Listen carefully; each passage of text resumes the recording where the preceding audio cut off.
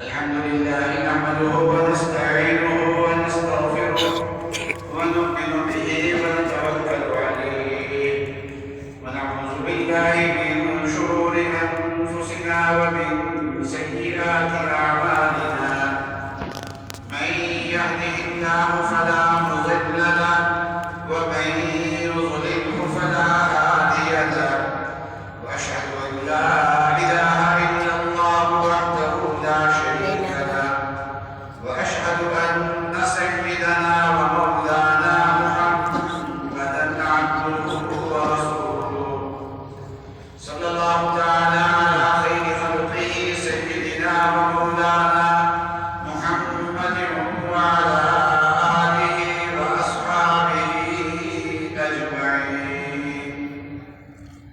اللهم صل على سيدنا ومولانا محمد وعلى آل سيدنا ومولانا محمد وبارك وسلم صلاة وسلاما كثيرا كثيرا. يا رب صل وسلم دائما أبدا على حبيبك خير الخلق كلهم. أما بعد، اس وقت عزیز طالب علم نے مشکات المصابیح کی آخری حدیث پڑھی. آخری 3 حدیثیں انہوں نے پڑھی ہیں اس وقت، اور آج ان کی یہ کتاب مکمل ہو رہی ہے. اور یہ حدیث شریف کا بہت مقبول ترین مجموعہ ہے، جس میں صحیح بخاری کی روایت بھی ہے، جس میں صحیح مسلم کی روایات بھی ہیں، جس میں جامع ترمذی کی روایات بھی ہیں، اور جس میں سنن ابی داؤد کی روایات بھی ہیں، موطا امام مالک کی روایات بھی ہیں. 10 کتابوں سے زائد کتابوں کی روایات کا یہ مجموعہ ہے جو ان لوگوں نے پڑھا. نبی اکرم صلی اللہ علیہ وسلم کی سنت بھی دین کا ماخذ. دین کے ماخذ 2 ہیں، ایک قرآن پاک اور ایک نبی اکرم صلی اللہ علیہ وسلم کی سنت. 2 چیزیں دین کا ماخذ ہیں. جب آپ نے کوئی دین کا مسئلہ حل کرنا ہے تو اس میں دین کا مسئلہ حل کرنے کے لیے پہلے قرآن پاک کو دیکھیں گے اور اس کے بعد پھر نبی اکرم صلی اللہ علیہ وسلم کی سنت کو دیکھیں گے. قرآن پاک یہ علم ہے اور نبی اکرم صلی اللہ علیہ وسلم کی جو سنت ہے یہ عمل ہے. یوں کہیے کہ قرآن 2 ہیں، ایک علمی قرآن اور ایک عملی قرآن. موقع زمانہ ہمیشہ میں نے کہہ رہے تھے کہ وہی ہے مطلوب اور وہی ہے غیر مطلوب. تو نبی اکرم صلی اللہ علیہ وسلم کی جو سنت ہے، آپ کے جو ارشادات ہیں، آپ کا عمل دیکھ کے جو صحابہ کرام نے نقل کیا ہے، آپ کے سامنے کسی صاحب ایمان نے کوئی کام کیا اور نبی اکرم صلی اللہ علیہ وسلم نے اس پہ خاموشی اختیار کی، یہ بھی حدیث ہے. نبی اکرم صلی اللہ علیہ وسلم کے ارشادات، آپ کے اقوال، آپ کے اعمال اور آپ کی تقریرات، یہ سب کے سب حدیث شریف ہیں. اور اللہ تعالیٰ نے قرآن کو اور حدیث کو آپس میں ملا دی. کہیں حدیث ہے قرآن کے اندر اور کہیں اللہ تعالیٰ کا ارشاد ہے حدیث شریف کے اندر. ان 2 کو ملا کے بتا دیا کہ اللہ کا کلام اور نبی اکرم صلی اللہ علیہ وسلم کے ارشادات یہ 2 الگ الگ چیزیں نہیں ہیں، یہ دونوں ایک ہی ہیں. چنانچہ بہت سارے مقام پہ حق تعالی شاہ نے یہ کوئی حکم دیا، بہت سارے احکام اللہ تعالیٰ نے براہ راست دیے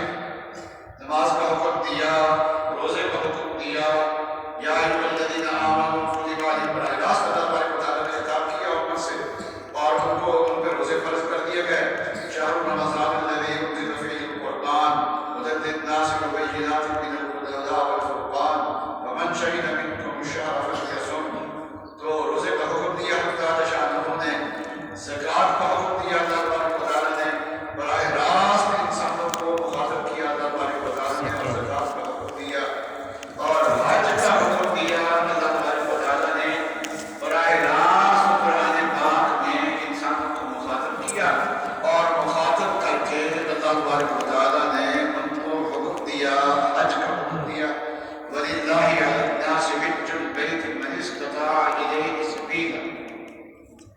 لیکن قرآن پاک کے احکام کا ایک بڑا حصہ ایسا ہے کہ حق تعالیٰ شانہ نے براہ راست وہ حکم نہیں دیا، بلکہ نبی اکرم صلی اللہ علیہ وسلم سے فرمایا کہ آپ کہیں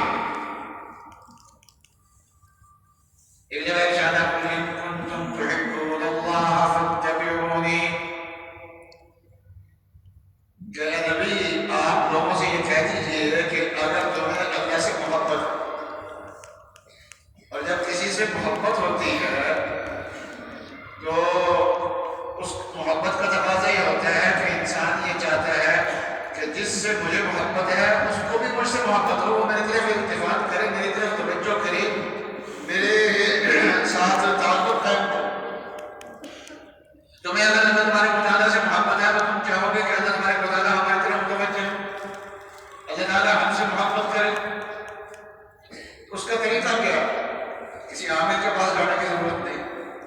لکھا ہوتا ہے نا عاملوں نے اشتہار لگائے ہوتے ہیں کہ محبوب آپ کے قدموں میں اور یہ وہ، تو جس سے محبت ہوتی ہے اس کی توجہ حاصل کرنے کے لیے پھر تعویذات کرائے جاتے ہیں۔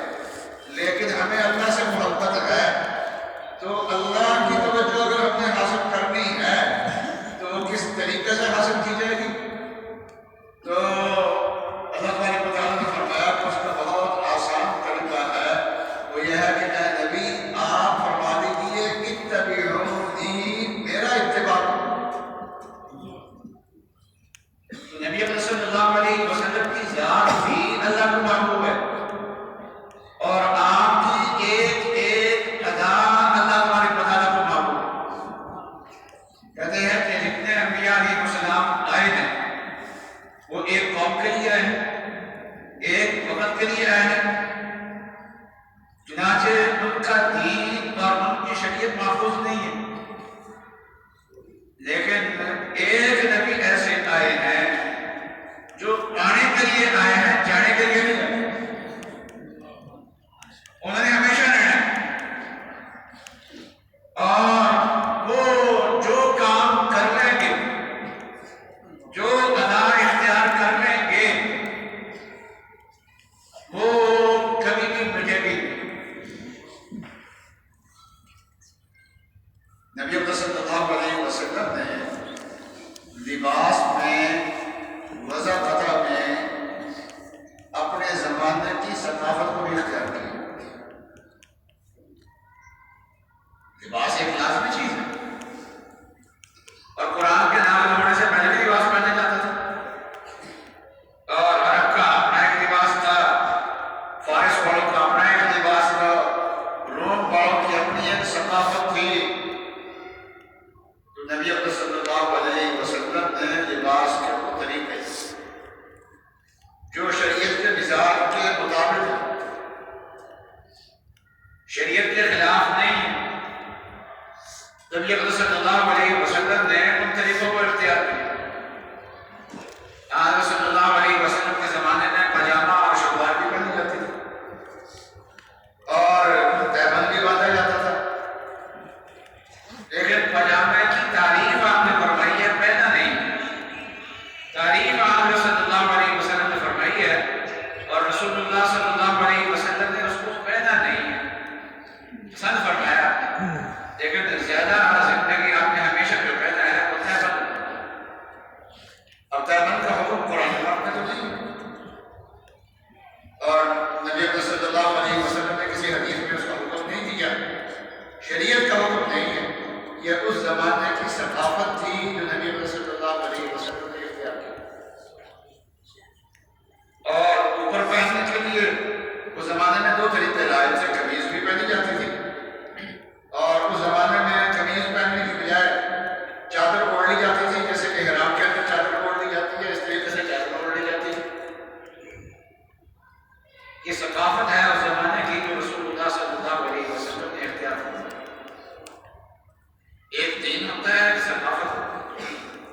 دین وہ ہوتا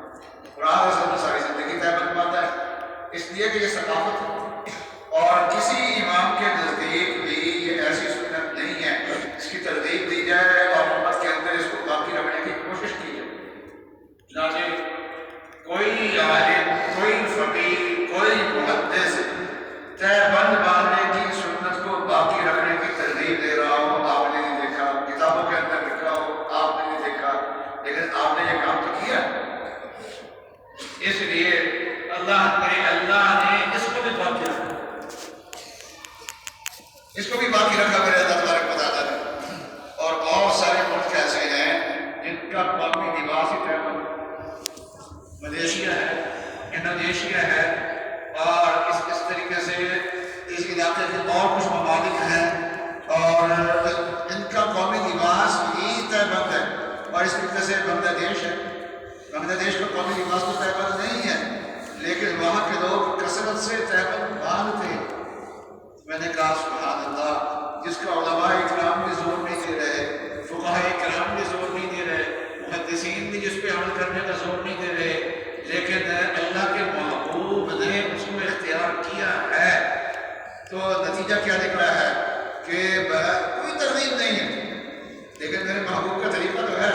اللہ تبارک و تعالیٰ نے اس کو برقرار رکھنا ہے، اس لیے بہت ساری قومیں جو ہیں اس کو لے کے چل رہی ہیں، اور احرام کے اندر تو لازم ہے ہی.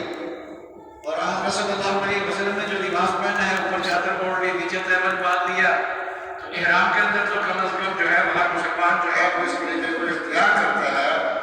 تو نبی اکرم صلی اللہ علیہ وسلم کی ہر ادا اللہ کو محبوب ہے، اور جو آپ نے اختیار کر لیا ہے اللہ کو پسند بھی آ گئی ہے. اور صرف پسند نہیں آئی، آپ کی ہر ادا قیامت تک انشاءاللہ محفوظ ہے، چاہے وہ عبادت ہو چاہے وہ عادت ہو. آج صلی اللہ علیہ وسلم نے کسی طریقے سے اس کو اختیار کیا، اس کو باقی رہنا ہے. تو فرمایا کہ اگر تمہیں اللہ سے محبت ہے، قُلْ إِن كُنتُمْ تُحِبُّونَ اللَّهَ فَاتَّبِعُونِي، میرا اتباع کرو. میرا اتباع کرو گے کیا ہوگا؟ يُحْبِبْكُمُ اللَّهُ، کہ اللہ تبارک و تعالیٰ تم سے محبت کرنے لگ جائیں گے.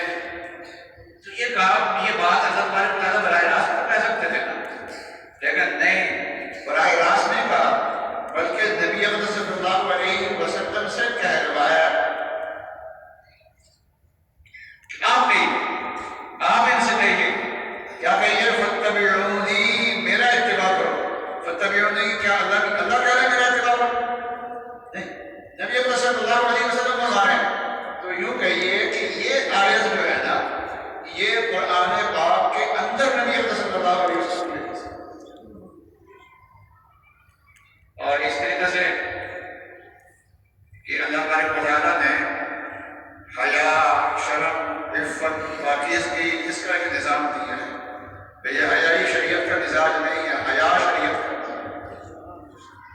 پردے کا حکم دیا، نگاہوں کی حفاظت کا حکم دیا. فرمایا قُلْ لِلْمُؤْمِنِينَ، مومنوں سے آپ فرما دیجیے، آپ فرما دیجیے، آپ مومنوں سے فرما دیجیے قُلْ لِلْمُؤْمِنِينَ يَغُضُّوا مِنْ أَبْصَارِهِمْ، کہ اپنی نگاہوں کو بست کر لیں، وَيَحْفَظُوا فُرُوجَهُمْ، اور اپنی شرمگاہوں کی حفاظت کریں. یہ دو چیزوں کی حفاظت کرنے کا فائدہ کیا ہوگا؟ ذَلِكَ أَزْكَىٰ لَهُمْ، یہ ان کی زندگیوں کو پاک کر دے گی. اور اللہ تبارک و تعالیٰ انسان کو پاک کرنا چاہتے ہیں، ناپاک نہیں بنانا چاہتے. وَقُلْ لِلْمُؤْمِنَاتِ يَغْضُضْنَ مِنْ أَبْصَارِهِنَّ وَيَحْفَظْنَ فُرُوجَهُنَّ، کہ مومنات سے بھی آپ کہہ دیجیے. ایک اللہ والے کہتے تھے کہ بعض نصیحتیں ایسی ہوتی ہیں کہ اپنے بیٹے کو بھی کرنے کی ہوتی ہے، لیکن ذرا شرم کی ہوتی ہے. تو باپ براہ راست نہیں کرتا، کسی اور کو، اس کے استاد جی کو کہہ دیتا ہے کہ آپ یہ بات جو ہے نا میرے بیٹے کو آپ سمجھا دیں. ڈائریکٹ بات نہیں کہتا باپ. تو یہاں بھی جو بات کہی جا رہی ہے وہ تھوڑی سی ذرا شرم کی ہے کہ شرمگاہوں کی حفاظت کرو، نگاہوں کو بست رکھو. تو حتیٰ شاہدوں نے یہ بات براہ راست کہنے کی بجائے نبی سے کہہ دیا کہ میرے بندوں سے آپ کہیں، یا اس پہ کہ میں کہوں، آپ کہیں قُلْ لِلْمُؤْمِنِينَ يَغُضُّوا مِنْ أَبْصَارِهِمْ وَيَحْفَظُوا فُرُوجَهُمْ. تو اور اس طریقے سے آپ قرآن پاک میں آپ دیکھ لیں بہت سارے احکام ایسے ہیں جو حق تعالیٰ شاہ نے نبی اکرم صلی اللہ علیہ وسلم کے ذریعے سے کہلوائے. تو یہ جو آیات ہیں، تو قول کہنے کے بعد آگے جو عبارت ہے وہ ساری وہ تو نبی اکرم صلی اللہ علیہ وسلم کی ہے. اور نبی اکرم صلی اللہ علیہ وسلم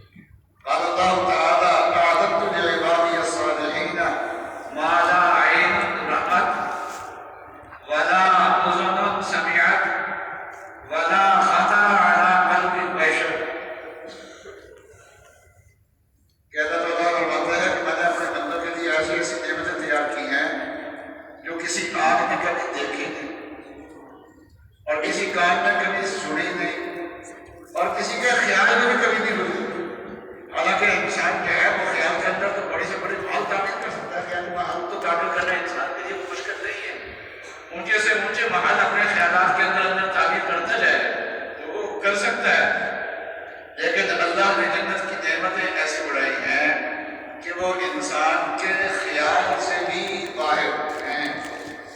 تو نبی اکرم صلی اللہ علیہ وسلم یہ بات ارشاد فرما رہے ہیں، لیکن اللہ تبارک و تعالیٰ کا حوالہ دے کے بات، اس کو حدیث قدسی کہتے ہیں۔ تو یوں کہیے کہ حدیث کے اندر اللہ کا ارشاد اور قرآن میں نبی اکرم صلی اللہ علیہ وسلم کے ارشادات ہیں، تو یہ دونوں آپس کے اندر ایسے جڑے ہوئے ہیں جیسے انسان جو ہے وہ کبھی انگلیوں کو آپس میں ملاتا ہے تو بالکل دونوں ہاتھ مل کے ایک ہو جاتے ہیں۔ اسی طریقے سے قرآن پاک اور نبی اکرم صلی اللہ علیہ وسلم کی جو سنت ہے وہ دونوں ایک، جیسے قرآن پاک کی حفاظت کی گئی ہے، اِنَّا نَحْنُ نَزَّلْنَا الذِّكْرَ وَإِنَّا لَهُ لَحَافِظُونَ، اللہ تبارک و تعالیٰ نے اس کی حفاظت کا وعدہ فرمایا ہے۔ اسی طریقے سے نبی اکرم صلی اللہ علیہ وسلم کی سنت کی حفاظت کا بھی اللہ تبارک و تعالیٰ نے شاندار انتظام کیا۔ سب سے پہلے آپ کی سنت پہ عمل کرنے والے صحابہ اکرام تیار کیے، اور پھر وہ صحابہ ایسے تیار کیے کہ ان کے دین کی گواہی قرآن پاک میں تھی، اللہ تبارک و تعالیٰ نے دی۔ اور دین کا ایک حصہ دل کے اندر ہوتا ہے جس کو ایمان ہم کہتے ہیں، اور دین کا ایک حصہ باہر ہوتا ہے جیسے درخت کا جڑیں ہوتی ہیں، تنا ہوتا ہے، اوپر پتوں کی اور شاخوں کی اور پھولوں کی اور پھلوں کی بہاریں لگی ہوئی ہوتی ہے۔ دین بھی ایسا ہی ہے کہ ایمان اندر ہوتا ہے اور اس میں ایک تنا ہوتا ہے اور اس کی شاخیں ہوتی ہیں اور اس کے پتے ہوتے ہیں، اس کے پھل ہوتے ہیں۔ یہ سارے معاملات کی شکل میں، معاشرت کی شکل میں، عبادت کی شکل میں یہ سارا دین ہوتا ہے۔ لیکن جیسے درخت کی جڑیں نظر نہیں آتی، باقی بہاریں نظر آتی ہیں، ایسے ہی ایمان جو ہوتا ہے یہ انسان کے اندر ہوتا ہے، یہ باہر نظر نہیں آتا۔ کسی کے دل میں ایمان ہے، کس کے دل میں ایمان نہیں ہے، تو یہ کوئی پتہ نہیں۔ بس اوقات شکل و صورت نیکوں والی ہوتی ہے لیکن ایمان اندر نہیں ہوتا، اور بس اوقات ایسا ہوتا ہے کہ ظاہراً اس کے اعمال جو ہیں وہ زیادہ اچھے نہیں ہوتے لیکن اندر ایمان ہوتا ہے، اس کے جڑ اندر صحیح موجود ہوتی ہے۔ تو صحابہ اکرام کا ایمان تھا، یہ نہیں تھا۔ اللہ تعالیٰ نے صرف ان کے ایمان کی تصدیق نہیں فرمائی بلکہ ہم تعالیٰ شاہ نے ان کے ایمان کو بیان کر کے فرمایا کہ باقی لوگوں کا ایمان بھی اگر ان کے ایمان جیسا ہوگا تو اللہ کی بارگاہ میں قبول ہوگا، اور اگر باقی لوگوں کا ایمان، امت کا ایمان ان لوگوں کے ایمان کی طرح نہیں ہوگا تو اللہ کی بارگاہ میں قبول نہیں ہوگا۔ اولئک الذین امتحن اللہ قلوبهم للتقوی ولکن اللہ حبب الیکم الایمان۔ اللہ تبارک و تعالیٰ نے صرف صحابہ کے دل میں ایمان تھا نہیں، ایمان ان کو محبوب بہت تھا، اتنا پیارا تھا کہ اللہ تعالیٰ نے اجازت دے دی کہ اگر مجبوری کی حالت ہو، مار پیٹ ہو رہی ہو، قتل کا اندیشہ ہو، جان جانے کا اندیشہ ہو، ایسی حالت میں کلمہ کفر کہنا پڑ جائے تو دل کا خیال کرو پہلے کہ دل کے اندر ایمان ہے یا نہیں۔ تو دل کے اندر ایمان ہے، زبان سے کلمہ کفر کہہ دیں تو اس کی اجازت ہے، اللہ نے اجازت دی۔ لیکن اس آیت پہ صحابہ جو لاکھ سے زیادہ تھے، ایک دو نے کسی موقع پہ عمل کیا لیکن اس کے علاوہ ماریں کھائیں گے، لیکن وہ ایمان جو زبان پہ تھا، اصل میں تو دل کے اندر ایمان ہوتا ہے، لیکن وہ جو زبان پہ ایمان تھا اس ایمان کو بھی وہ لوگ چھوڑنے کے لیے تیار نہیں تھے، اتنا شاندار ایمان تھا، ایمان ان کو بہت زیادہ محبوب تھا۔ وَلَٰكِنَّ اللَّهَ حَبَّبَ إِلَيْكُمُ الْإِيمَانَ وَزَيَّنَهُ فِي قُلُوبِكُمْ، اور ایمان کو تمہارے دل کے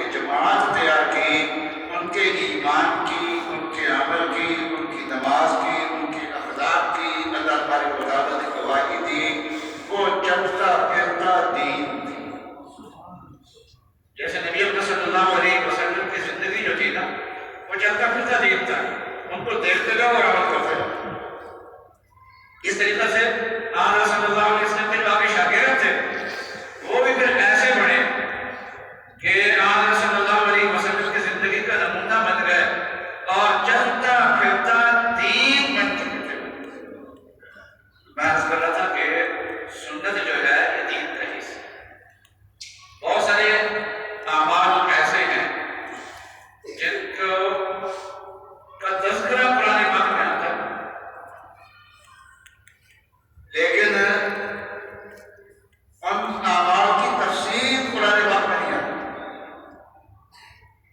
ما یا ایھا الذین آمنوا اذا نودی للصلاة من یوم الجمعۃ فاسعوا الی ذکر اللہ، کہ جمعے کے دن جب اذان تو قرآن پاک میں کہہ دیا، جمعے کی اذان قرآن کہتا ہے جمعے کی جب اذان ہو جائے تو اللہ کے ذکر کی طرف دوڑو، اب جمعہ پڑھنے کی طرف دوڑو، وہ جب کوئی خرید و فروخت کو جو ہے وہ بند کر دو۔ اب جمعے کی اذان کا تذکرہ اللہ تبارک و تعالیٰ نے کیا، لیکن الف لام میم سے لے کے آخر تک پڑھتے چلے جائیں، کہیں آپ کو اذان نہیں ہو، اذان کا تذکرہ نہیں آپ کو ملے گا، کہیں اذان نہیں ملے گی، تو معلوم یہ ہوا کہ قرآن جس کو دین کہہ رہا ہے، اذان کو دین کہہ رہا ہے اور اس کے آداب بیان کر رہا ہے، اور وہ اذان جو ہے وہ قرآن پاک میں مذکور نہیں ہے، گویا قرآن نے تسلیم کر لیا ہے کہ اس آیت کے نازل ہونے سے پہلے اذان تھی، اور قرآن پاک نے اس کو تسلیم کیا۔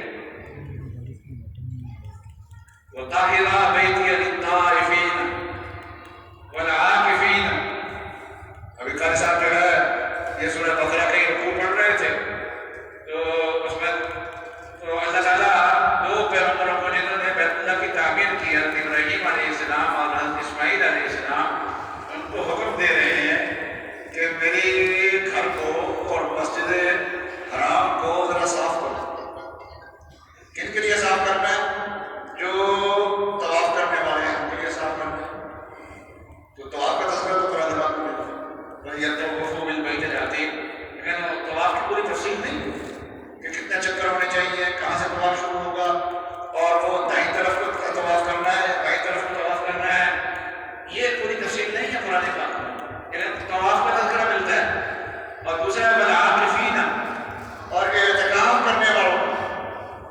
اب اعتکاف کیا ہوتا ہے؟ جس سے معلوم ہوا کہ اعتکاف اس سے پہلے تھا، اس آیت کے نازل ہونے سے پہلے، اور اعتکاف کے احکام قرآن پاک میں کہیں نہیں، اور جس میں روزے کے احکام بیان کیے ہیں اس میں بھی اعتکاف کا ایک ادب بیان کیا ہے۔ وَلَا تُبَاشِرُوهُنَّ وَأَنْتُمْ عَاكِفُونَ فِي الْمَسَاجِدِ، کہ مسجدوں میں اعتکاف کیا ہوا ہو تو خاوند بیوی جو ہے وہ آپس کے تعلقات اس حالت کے اندر قائم نہیں کر سکتے، تو یہ ادب تو بیان کیا ہے اعتکاف کا، لیکن اعتکاف کا حکم اور اعتکاف کی تفصیل بیان نہیں کی، اور اپنے پیغمبروں کو دونوں کو کہہ رہے ہیں کہ مسجد کو صاف کرو، نمازیوں کے لیے صاف کرنی ہے، طواف کرنے والوں کے لیے صاف کرنی ہے، اور اعتکاف والوں کے لیے صاف کرنی ہے۔ اس سے معلوم ہوا کہ اعتکاف ایک ایسی عبادت ہے جس کے آداب تو اللہ میاں بیان کر رہے ہیں، جس کا تذکرہ تو اللہ میاں کر رہے ہیں، لیکن اعتکاف کا حکم اور اعتکاف کے مسائل اور اعتکاف کی تفصیلات اور اعتکاف کی اقسام یہ قرآن پاک میں کہیں بھی مذکور نہیں ہے۔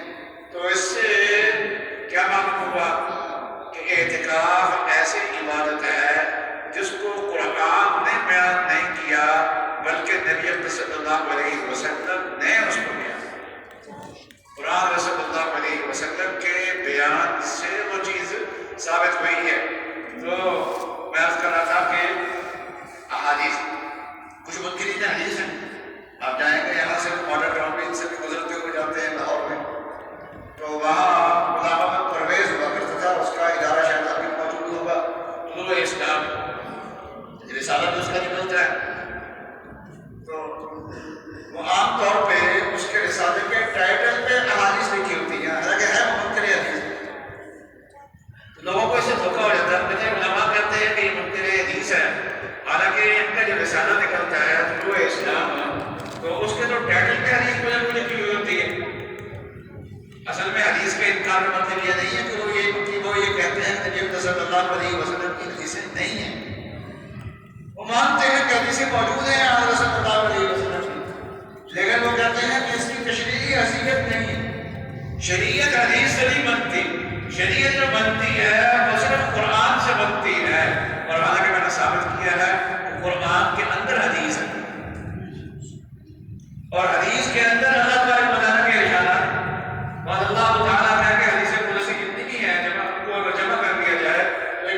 ظاہر ہو جاتی ہے کہ نبی اکرم صلی اللہ علیہ وسلم کی احادیث میں اللہ تبارک و تعالیٰ کے ارشادات موجود ہیں۔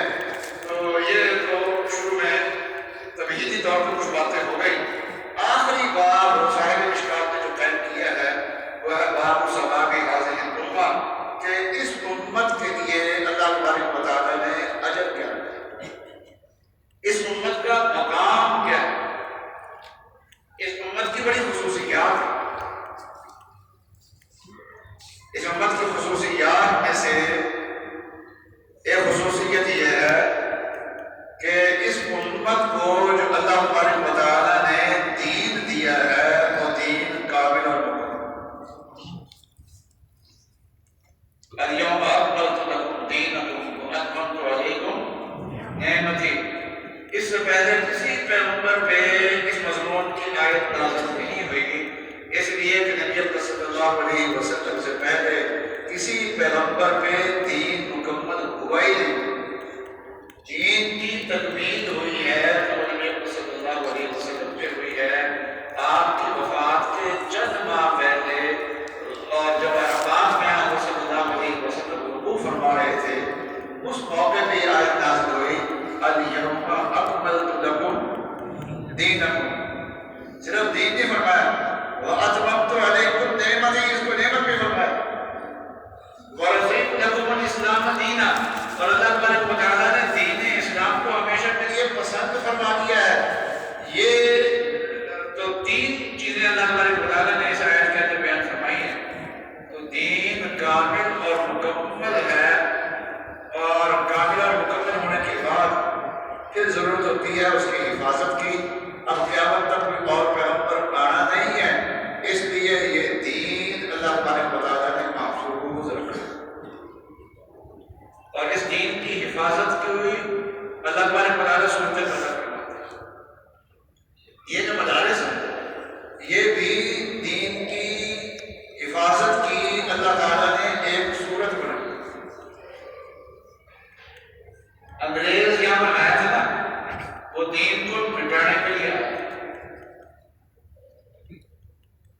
اور علماء کرام کو پھانسیاں دی گئیں، ان کو توپوں کے منہ کے ساتھ باندھ کے گولوں کے ساتھ ان کو اڑا دیا گیا، ان کے جسموں کے ٹکڑے ٹکڑے کر دیے گئے،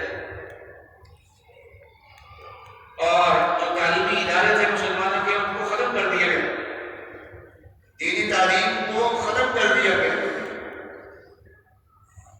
اور ایسی صورتحال پیدا ہو گئی کہ اگلی نسل آئے تو ان کو کلمہ بھی نہ آتا۔ انگریز تو آئے تھے یہاں پر دین بچانے کے لیے، لیکن ہمارے علماء کرام اسی وقت سمجھ گئے تھے دشمن کی چال۔ پہلے جہاد کیا تھا، پھر انہوں نے سوچا کہ جہاد کی بجائے جہاد اگلی آنے والی سے اور کر لیں گے، پہلے اللہ کے دین کو ہم محفوظ کرتے، اب جو دین پڑے گا تو وہ حکومت کی نظر میں ناخواندہ ہوگا۔ چنانچہ پہلی مردم شماری ہوئی تھی پاکستان میں، اس مردم شماری میں نام جو لکھے گئے تو مولانا شبیر احمد عثمانی کا نام ناخواندہ لوگوں کے اندر ہے، حالانکہ علم کا پہاڑ تھا، بہت بڑا علم تھا، ان کے علم کا تو قائد اعظم کا احترام کرتا تھا، ان کے علم کا احترام کر کے، ان کی خدمات کا احترام کر کے سب سے پہلے جھنڈا جو ہے وہ ان کے ہاتھ سے لہرایا گیا، اور قائد اعظم نے وصیت کی کہ میرے مرنے کے بعد میری تجہیز و تکفین اور میرا جنازہ جو ہے وہ مولانا شبیر احمد عثمانی، ان پہ ان کے علم پہ اعتماد تھا، لیکن یہ انگریز کا جو طریقہ چلتا ہوا آ رہا تھا اس طریقے کے مطابق وہ جائے گا شمار ہوں گے۔ اب ظاہر بات ہے کہ مدارس اگر ہم بڑھا بھی دیں، ان کے اندر ہم طلباء کو پڑھا بھی دیں، عالم تیار بھی کر لیں، لیکن حکومت تو ان کو عالم نہیں مانے گی، اس لیے سرکاری اداروں کے اندر حکومت ان کو ملازمتیں نہیں دی، ان کو کوئی جاب نہیں ملے گی، ان کا کوئی روزگار نہیں ہوگا، تو روزگار کے دروازے ان کو بند کر دیے گئے۔ لیکن ہمارے علماء کرام نے یہ طے کر لیا کہ ہم نے علم دین کو باقی رکھنا ہے، تو بچے توجہ کرتے ہیں، اور ہم نے علم دین کو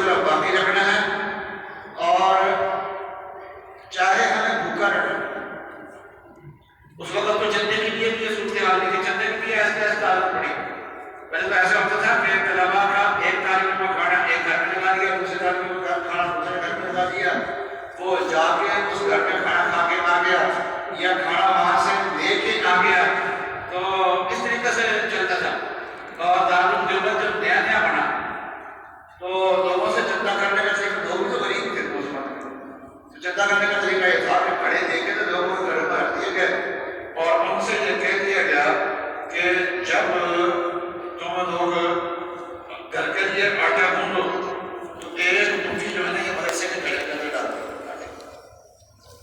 اور ہفتے کے بعد 2 ہفتوں کے بعد وہ آدمی چکر لگاتا، ان تمام گھڑوں کے اندر جو آٹا ہوتا وہ اکٹھا کر کے لے آتا، اور یہی آٹا آگے بیچ کے مدرسے کے اخراجات پورا کرنے کی ذریعہ ہوتا۔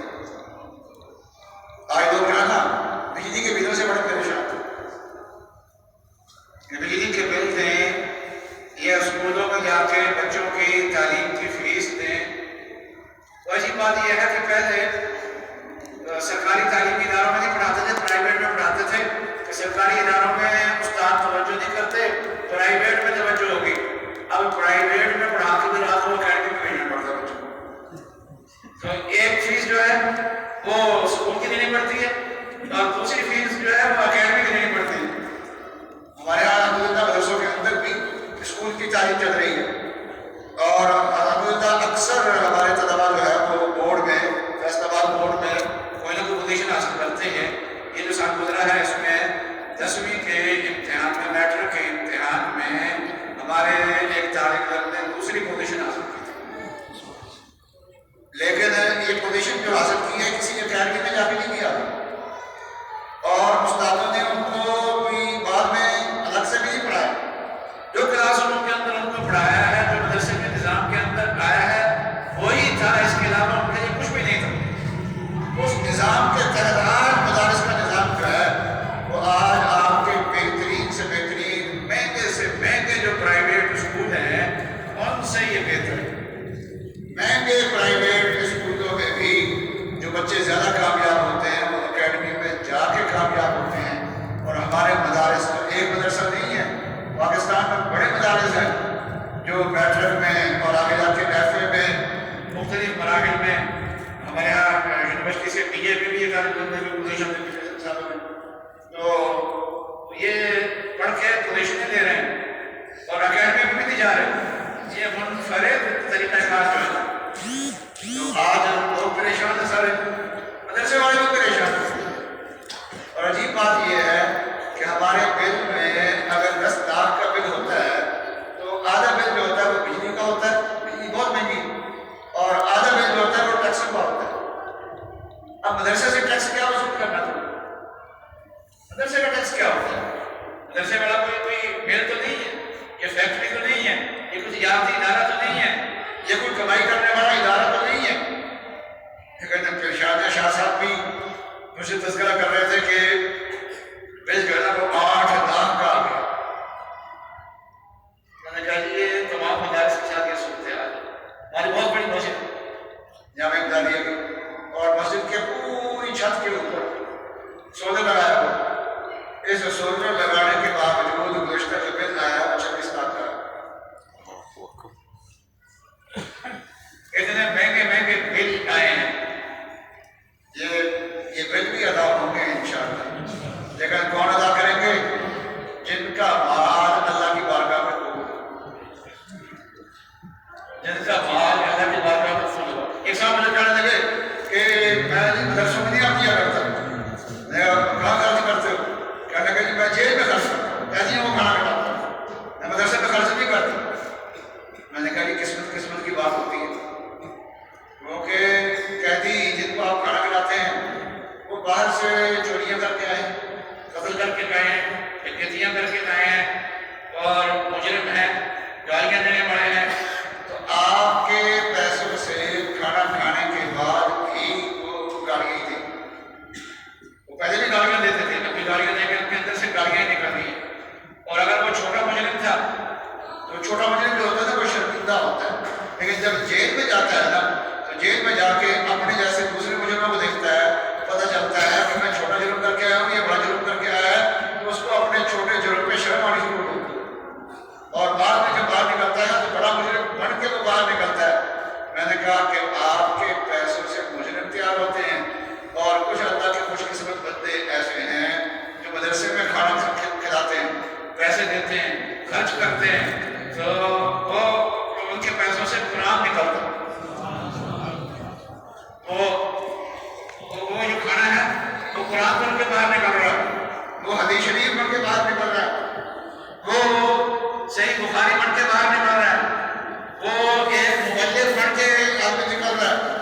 ایک آدمی مفسر بن کے نکل رہا ہے. رسول اللہ صلی اللہ علیہ وسلم کا ارشاد ہے، فرمایا کہ ان اللہ و ملائکتہ لیصلون علی معلم الناس الخیر. جو لوگوں کو خیر کی بات بتاتے ہیں نا، اللہ تبارک و تعالیٰ ان پہ رحمت نازل فرماتا ہے. اللہ کے فرشتے اس کے لیے رحمت کی دعائیں کرتے ہیں. اچھا یہ دو چیزیں جو ہے نا، اللہ رحمت بھیجیں، اللہ کے فرشتے رحمت کی دعا کریں ان کے لیے، یہ اللہ نے نبی صلی اللہ علیہ وسلم کے لیے بیان کیا، اور نبی صلی اللہ علیہ وسلم نے اپنے وارثوں کے لیے بیان کیا. یہی اعزاز اور یہی ہاتھ اتار کے آپ صلی اللہ علیہ وسلم نے یہ دے دیا کہ ان کو اتار کے آپ کے گلے میں تو ہے ہی ہے، اور اپنے ورثہ کے گلے میں بھی اپنا ڈال دیا. آج یہ کھانا کھا رہے ہیں، کسی کی روٹی کھا رہے ہیں کسی کے پیسوں سے، اور کل کو یہ لوگوں کو خیر کی بات بتائیں. آج دنیا میں کہیں کوئی خیر ملتی ہے تو ایک مدارس کی وجہ سے.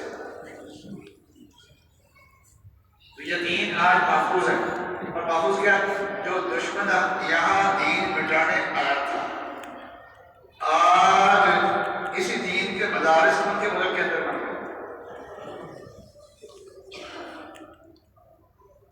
ان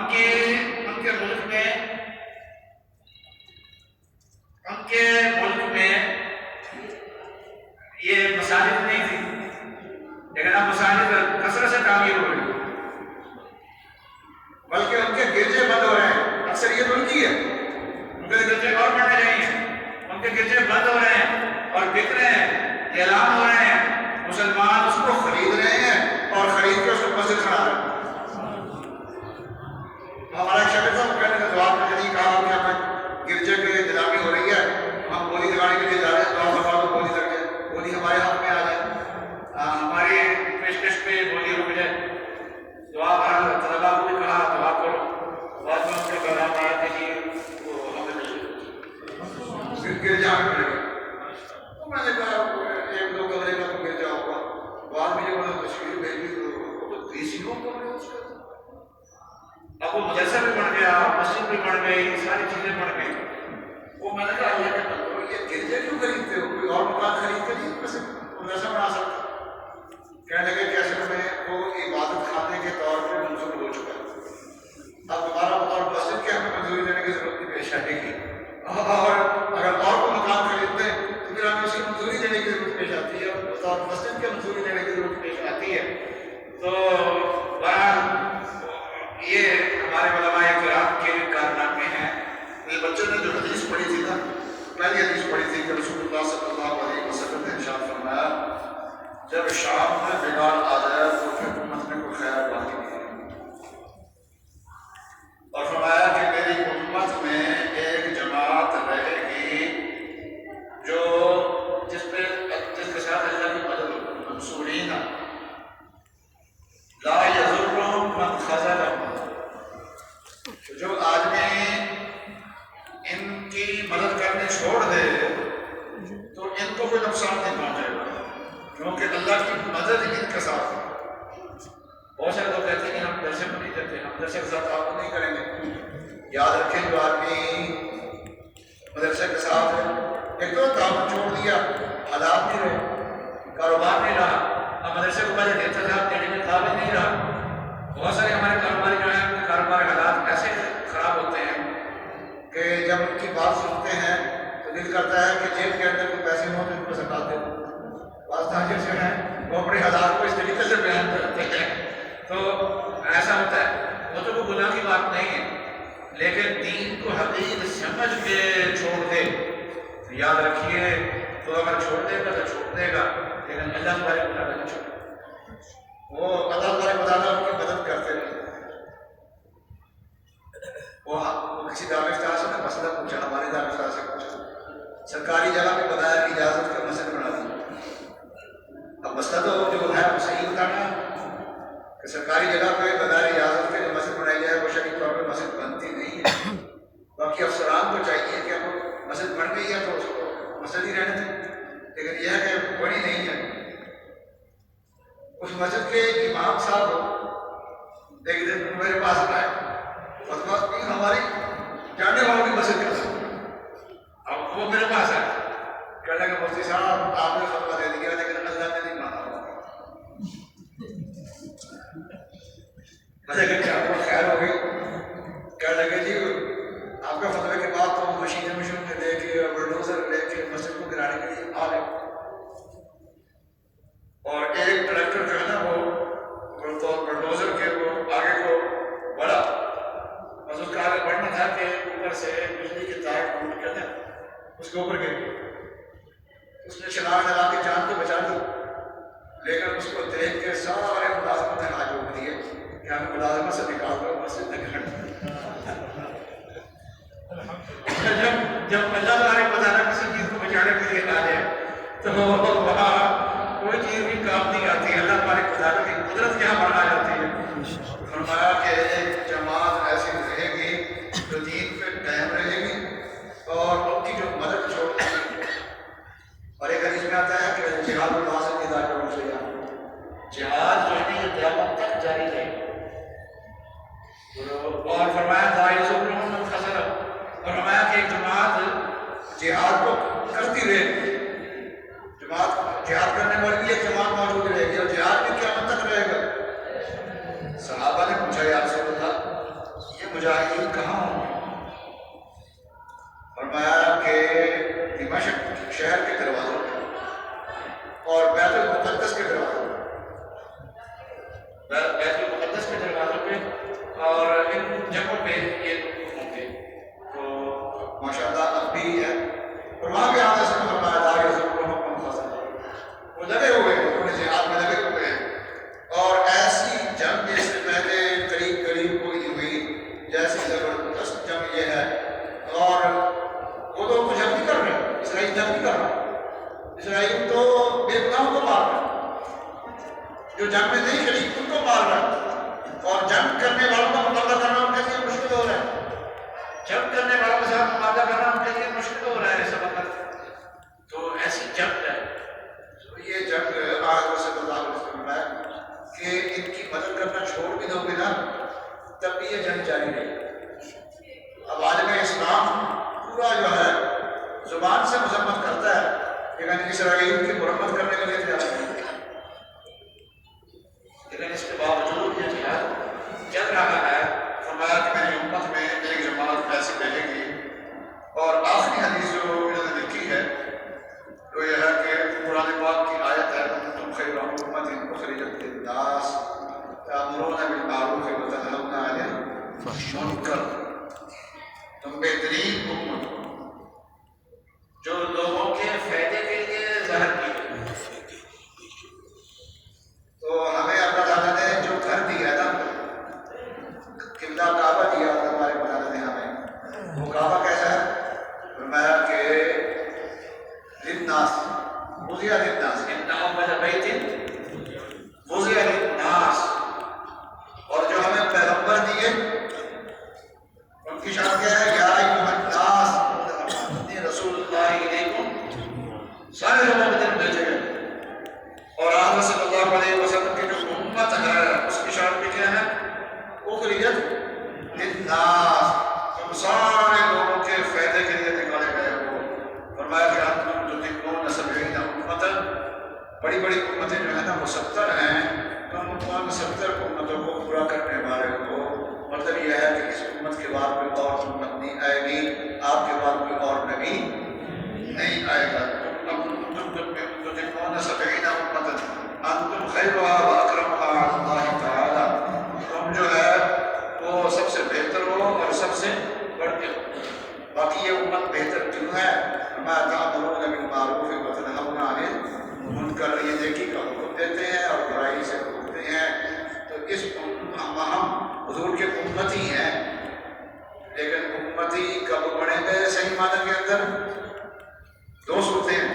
ایک تو یہ ہے کہ ہم یہود و نصارہ کے طریقے میں ہم خود چلنے لگ جائیں، پھر تو ہم الٹ ہو گئے. اور ایک یہ ہے کہ ہم ان کو نیکی کا حکم دینے لگ جائیں، ان تک نیکی کا پیغام پہنچانے لگ جائیں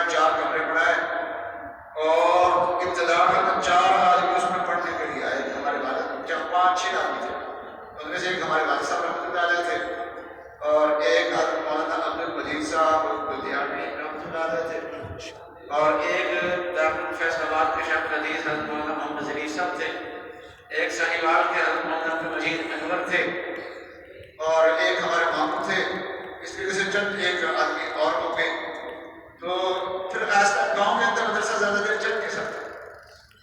مولانا یوسف لدھیانوی رحمۃ اللہ علیہ، انہوں نے تدریس کا آغاز ہمارے گاؤں سے کیا۔ ہمارے تایا جی تھے نا، انہوں نے مشکاشی کی پڑھی تھی، یہی کتاب پڑھی تھی۔ مولانا خیر محمد صاحب کے پاس گئے کہ میں نے آئندہ صاحب نے مشکاشی کی پڑھنی ہے، مشکاشی کا استاد اپنے مدرسے کے اندر میں نے رکھنا، خود ہی موجود تھے، خود ہی تعلیم خود ہی پڑھنے والے تھے، تو استاد دینے کے لیے گئے، اپنا استاد دینے کے لیے محتمم صاحب جو طالب علم بھی تھے اسی مدرسے کے، تو وہ دینے کے لیے گئے۔ انہوں نے کہا کہ یہی ضلع جیت پور ہوتا تھا ہمارا فیصل آباد، تو ضلع جیت پور کا ہی ایک لڑکا ہے، یہ اچھا قابل ہے، اس سال فارغ ہوا ہے، اس کو لے جاؤ۔ اس کا نام تھا محمد یوسف، محمد یوسف کو دھیان رحمۃ اللہ علیہ، انہوں نے آغاز کیا تھا۔ تو ایک طالب علم اگر کسی ادارے سے تیار ہو جائے اور اللہ تبارک و تعالیٰ اس کو کام کے دن قبول فرما دے، اس کو ایک بھی مسلمان بہت ہوتا ہے۔ ہمارے حضرت مفتی زیندار صاحب رحمۃ اللہ علیہ واقعہ سناتے ہوتے تھے، قیمت کو انہوں نے واقعہ سنایا، حضرت رائے پوری رحمۃ اللہ علیہ عصر کے بعد جب تشریف فرما ہوتے تھے تو خاموش رہتے تھے، اور بیٹھنے والے آگے بیٹھ جاتے تھے اور خاموش رہتے تھے، خاموش۔ آنے جانے والے کو کہا، کسی نے آگے بڑھ کے مسافہ کیا، پڑھا دیا، مسافہ ہو گیا۔ تو حضرت موجود تھے، تو ایک دن کوئی عام آدمی سے آیا جو کوئی عالم بھی نہیں لگتا تھا، کوئی پیر بھی نہیں لگتا تھا، کوئی زیادہ دیندار بھی نہیں لگتا تھا، وہ آیا تو مطلب اس کے جوش میں کھڑے ہو گئے۔ حضرت مفتی زیندار صاحب کہتے ہیں کہ ہم تو حیران ہو گئے کہ آج حضرت کو کیا ہوا، اور صرف اٹھ کے کھڑے نہیں ہوئے بلکہ ذرا پیچھے سے ہٹ کے نا اپنی جگہ پہ اس کو اٹھا دیا، اور پھر بٹھا کے اس کی والدہ کا حال پوچھا، اس کے بہن بھائیوں کا حال پوچھا، اس کے بچوں کا حال پوچھا، وہ مل کے حضرت کو سلام کر کے اٹھ کے چلا گیا، حضرت اپنی جگہ پہ دوبارہ تشریف فرما ہوئے۔ اس وقت تو کسی کو بولنے کی ضرورت نہیں تھی، تو لیکن حضرت نے خود ہی فرمایا کہ جب میں پڑھا کرتا تھا ان کے گھر سے میری روٹی آئی، لیکن اس وقت کس کو پتا تھا، اس روٹی دینے والوں کو بھی نہیں پتا تھا کہ جس طالب علم کو ہم آج روٹی کھلا رہے ہیں اس کے ذریعے سے پوری دنیا کے اندر ہدایت ہے۔ حضرت ہمارے یہاں ایک عالم تھے مولانا مجاہد الحسینی رحمۃ اللہ علیہ، اور حضرت عطا اللہ شاہ صاحب بخاری کے رفقا کے ساتھی تھے، جیل کے ساتھی تھے، کہتے تھے کہ جیل میں مولانا عطا اللہ شاہ صاحب بخاری، مولانا ابو الحسنات ریمیوں کے بڑے عالم تھے، تو وہ اکٹھے تھے، تو کہنے لگے کہ نماز پڑھائے گا، شاہ صاحب پڑھائیں گے، مولانا ابو الحسنات پڑھائیں گے، تو مولانا ابو الحسنات مجھے کہنے لگے کاغذ کی پڑھا دو، میں نے تو بتایا کہ صاحب میں اس کا فاضل جلندر سے کہتے مسدود نماز پڑھائے، تو ان کے امام بھی رہے تھے، وہ فرمانے لگے کہ لاہور میں ایک اخبار میں نے سرخیاں لکھی ہوئی دیکھی، تھوڑی کتاب بڑی کمال کی، کہنا میں اخبار والے کے پاس پہنچ گیا کہ بھائی آج کون سا قاتل جو مر گیا ہے، کہنا جی ایک بوڑھا آیا دین پورا، وہ بڑا شاندار لگا، وہ میرے کو آیا، وہ تھے حضرت سید نفیس شاہ صاحب، حضرت سید نفیس حسینی شاہ صاحب رحمۃ اللہ علیہ، رحمۃ واسعہ، ونور اللہ مرقدہ، قال اللہ مراتبہ۔ پہلے میں نے ان سے کہا کہ میرے سے میری ملاقات کرا دی، کہنا اس نے ملاقات کرا دی، میں نے کہا کہ کی صلاح ہے، کتنے رہنا ہے، میرے وہ دوست رہتے ہیں، ان کے ساتھ میں تو میرے پاس آ گیا، وہاں کو کرایہ ضرور دینا، میرے پاس جگہ کھاتی ہے تو میرے پاس آ گیا، تو میرے پاس آ گیا۔ کہنے لگے کہ تھوڑے دنوں کے بعد حضرت رائے پوری رحمۃ اللہ علیہ آئے، تو میں اس کو حضرت رائے پوری کے پاس لے گیا اور کہا آپ مجھے بہت سنا لکھا، کتابت بڑی سنی کر، اور حضرت کی نظر پڑنی تھی، کون تبدیل دیا یہ لکھا ہوا نا، حضرت نے لکھا ہوا کہ میرے اوپر لکھا ہوا موجود ہے ماشاء اللہ، حضرت کی لکھائی، لیکن میں جو حضرت لکھائی تھی جو حضرت نے پڑھی، وہ ایک گھر سے کھانا لے کے آئے، وہ صرف ایک ولی سے تیار ہوا، بلکہ اس ولی کے ذریعے سے آگے پتہ نہیں کتنے اولیاء اللہ تیار ہوا، بہرحال یہ اس امت کی یہ خصوصیت ہے، اس دین میں ایسے ہی چلنا ہے اور اس دین میں ایسے ہی باقی رہنا ہے۔